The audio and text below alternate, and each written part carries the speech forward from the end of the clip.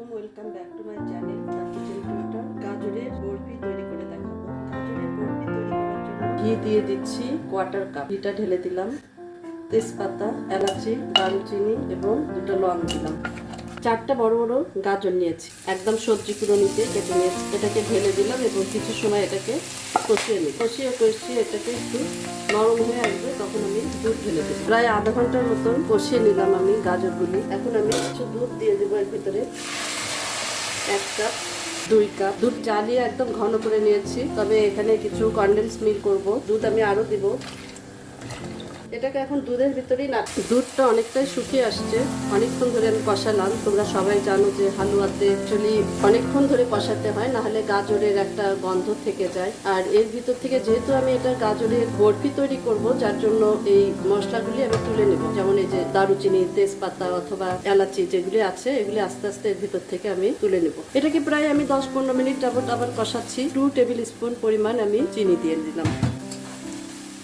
Condense মিল্কও দিয়ে দিচ্ছি খানিকটা, 2 টেবিল স্পুন পরিমাণ দিয়ে দিলাম, কারণ গাজর তো আমার খুব বেশি পরিমাণ না। আর নামানোর আগে আমি আবার একটু গুঁড়ো দুধও দিব। এটাকে আবার একটু কষিয়ে একটু পাতিল থেকে যখন উঠে আসবে তার আগে আমি একটু গুঁড়ো দুধ দিয়ে দেবো। আর সবার শেষে আর একটু ঘি দিয়ে দেবো। এটা খুব মজা হয় খেতে, যেহেতু এখানে আমি কোনো পানি টাচ করিনি। সেদ্ধটাও আমি দুধের ভিতর করে নিয়েছি এবং খেতেও দারুণ হবে। আর আমি খুব অল্প পরিমাণই করছি। একটা ফ্যামিলিতে খুব বেশি করার কোনো প্রয়োজন আসে না, আমি মনে করি যে। সুতরাং যতটুকু লাগবে ততটুকুই তৈরি করবো, আবার নেক্সট টাইম আবার করা যাবে। যার জন্য আমি সবসময় অ্যাডভাইস করি যে না, অল্প পরিমাণ তৈরি করো, টাটকা খাওয়া ভালো। যাই হোক, আচ্ছা, মিষ্টিটা আমার কাছে একটু কম মনে হচ্ছে। আমি আর একটু 1 টেবিল চামচ পরিমাণ মিষ্টি দিয়ে নিলাম। কনডেন্স মিল্কও আর একটু দিয়ে নিচ্ছি, 2 টেবিল চামচ পরিমাণ। অ্যাকচুয়ালি হালুয়া, বরফি যেটাই বলো না কেন, মিষ্টি না হলে ভালো লাগে না, যার জন্য একটু মিষ্টি দিতে হয়।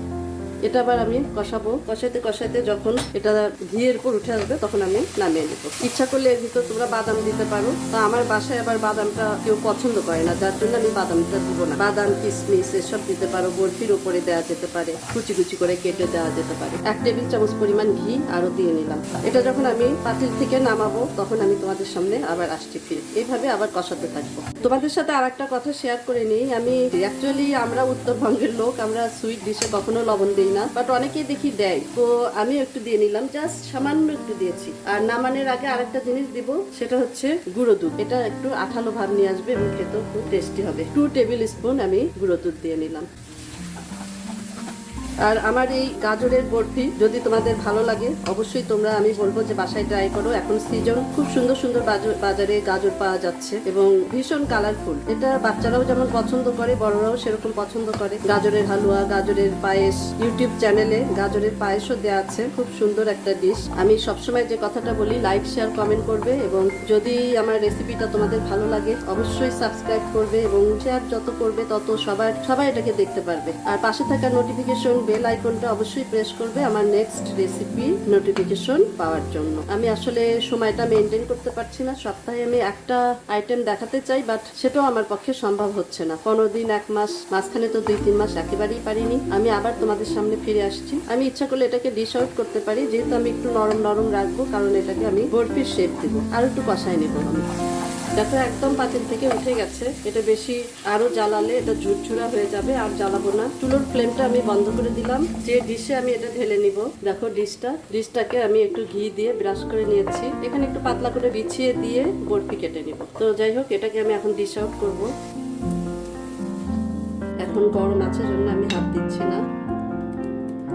আমি জাস্ট বরফিগুলি কেটে রাখবো, চাকু দিয়ে কেটে রাখবো। এখন তুলবো না, হ্যাঁ, ঠান্ডা হয়ে গেলে তুলবো। তৈরি হয়ে গেল গাজরের বরফি। নেক্সট টাইমে আবার দেখা হবে নতুন কোনো রেসিপি নিয়ে। আল্লাহ হাফেজ।